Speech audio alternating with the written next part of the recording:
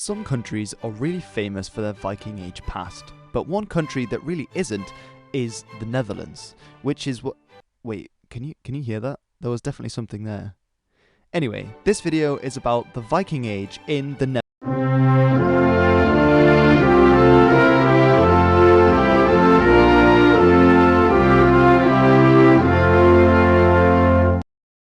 As I said, this video is about the start of the Viking Age in the Netherlands and some of what came before it. Now I'm making this in connection with the Leeuwarden Cultural Capital 2028 project, which is to create a digital platform for Frisian history. En omdat het in verband is met culturele haatstad Leeuwarden, is er ook Friese ondertiteling. Maar ook Nederlandse voor de zuidelijke normie. Apologies to English viewers, but there will be a number of different languages in this video when it comes to the sources, as with the current corona situation I don't have all of my normal ones to hand. Now there are English captions that you can whack on for any of the languages you don't speak. But anyway, this is just going to be the part 1 in a series of videos that I'll bring together in one big video at the end, but I thought I'd split into a few different parts. So one thing we should remember about the Viking Age in the Netherlands is that the Netherlands as we know it today did not exist during the Viking Age, and that the term I'll be using from now on is Frisia. But, you might be saying, isn't that place you always go on about with the hearts on the flag? They're water lilies. Unfortunately for the early Middle Ages, it gets a bit complicated. So what exactly do we mean by Frisia? In English, and especially in Dutch, Frisian and Friesland are used to describe just a single province and its inhabitants in the modern Netherlands, an entity which differs greatly from early medieval Frisia, of which the current Friesland is only a small part. Instead, I will use the demarcated borders of Frisia as given in the Lex Frisonum, a law code containing the law of the Frisians. The area covered by the Lex Frisonum was between the rivers of Zwin and Weser, being further divided into 3 parts, each with slight variations in the laws in force there. The western region was between the Vlie and the Sinkval or Zwin, inter Vlehi et Sinkvalum. The central region between the Lauwers and the Vlie, inter Laubachi et Vlehi, and the eastern region between the Lauwers and the Weser, inter Laubachi et Wisarum. If we were to locate this area on a modern map, we'd have a smidge of northern Belgium, the entirety of the Dutch coast, and a part of Germany's western coastline as well.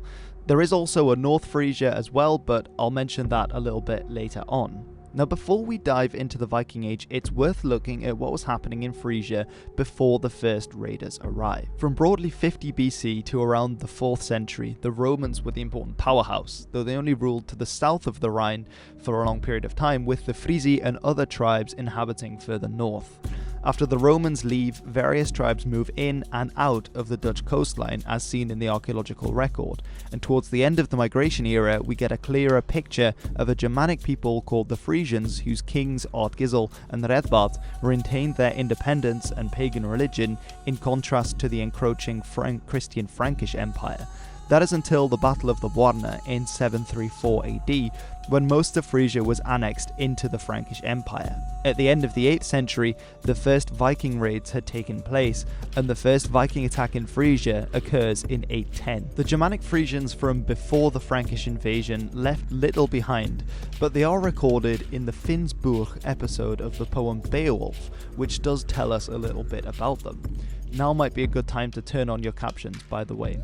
Now in Beowulf we understand that the Danes and the Frisians are able to communicate with one another and have similar customs as well as being entwined in the same politics.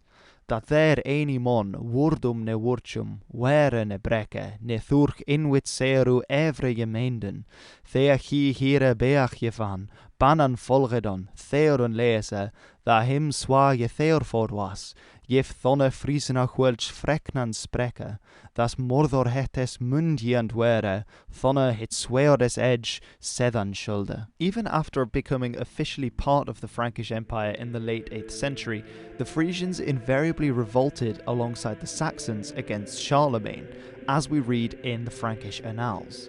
En do binnen, liek als weenst, de Saxen weer in opstand gaan, en mij haren een part van de Friezen. De naaiers keen en Karel chin haren opteen. Another telling event when it comes to the unruly and unchristian nature of the Frisians is in 754 with the martyrdom of Boniface in Dokkum, in present-day Friesland, when he attempted to convert the people of the region. The reason I've gone back in time to before the start of the Viking Age is because it helps us to gain an understanding of the social and political situation of the inhabitants of the Netherlands, so the Frisians, in the first decade of the 9th century. So what can be deduced? Frisia is nominally under the control of the Frankish Empire, though it had recently been independent, and the northern areas and islands likely had little to do with the central administration. There were some monasteries and churches and Christians in the larger towns in the riverlands like Dorestad and later Utrecht, Deventer, Zutphen and Tiel. However, the evidence of weapon graves in present-day Friesland and Groningen hints in the Frankish annals the martyrdom of Boniface and their participation in the Saxon Wars. Most people in Frisia were probably still pagan and felt little connection to the broader Frankish Empire. The indigenous culture was most likely more akin to that of the incoming pagan Scandinavians as opposed to that of the Christian Franks. Frisians had been trading in Scandinavia for centuries by the start of the Viking Age. So the Viking Age proper began in Frisia in 810 with the first raid aimed at the trading hub of Dorestad in the present-day province of Utrecht. Of course, it was connected both to the North Sea as with the hinterland through a network of rivers, making it easy for the Vikings to attack in their longships. Now, while the first raids in places like England, Ireland and Scotland were most likely not particularly large-scale affairs or centrally organised, there's reason to believe that the first attack on Dorestad was not simply a mindless raid for plunder, but actually played a political role, as Nelleke Eisenacher explains. Clearly, in the years before 810, Frankish and Danish expansion brought both parties to the Frisian coastal zone. The event should be seen in the context of a series of conflicts between two generations of Danish and Frankish rulers, continuing since the end of the 8th century. Both parties, obviously mistrusting each other, tried to get the support of the neighbouring Saxons. At stake was power over the border region between Francia and the Danish kingdom, possibly Frisia itself. As Eisenacher outlines in her work Central Because Liminal, Frisia played a central role in the Viking Age due to its position between the Carolingian sphere of power and influence to the south and that of the rapidly centralizing Danish entity to the north. The Frankish sources tell us of a long struggle between the Danish King Godfred and the Frankish Emperor Charlemagne, spanning the later decades of the 8th century and into the 9th. Now, Godfred's murder at the hands of his own men in 811 put a halt to his ambitions in Frisia. However, history might have played out very differently for the people of the Netherlands had this not been the case. So what can we say about the start of the Viking Age in Frisia? Well, rather than being the dawn of a period of unprecedented raids as it was in England and Ireland targeting largely monasteries, the Viking Age in Frisia started rather as an extension of a conflict that had been playing out for several decades between the Danish King Godfred and his predecessors before him and the Frankish Emperor Charlemagne. Now, the raid that he makes in 810 on Dorestad and the Wadden Islands that were on the north of the coast of Frisia.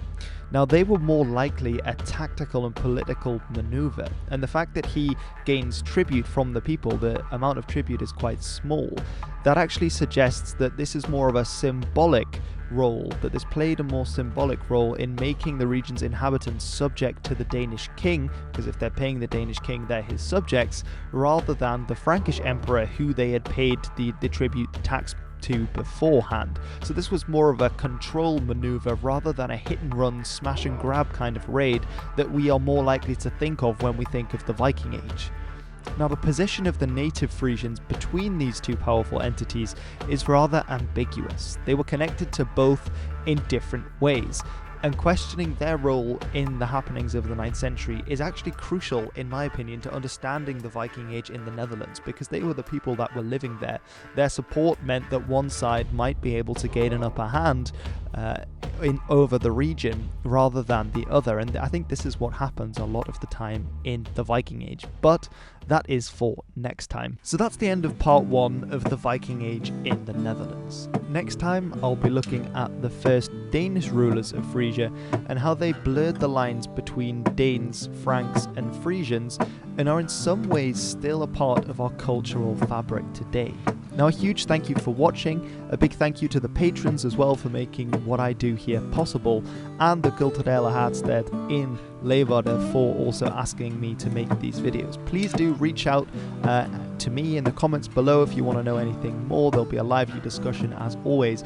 And please do share this around, give this a thumbs up, because I'd really like this to get out there so people can see it, because it's a fascinating period of history, especially Dutch people. So if you Dutchies, if you can put it on Dumpster or anything else, that would be a huge help to me and much appreciated. But anyway, until then, all the best, and until the next one. Before I sign off completely, I just wanted to say that the music in this video was provided by several artists. Baldur's Draumar, a Frisian band. I'm a huge fan of their work.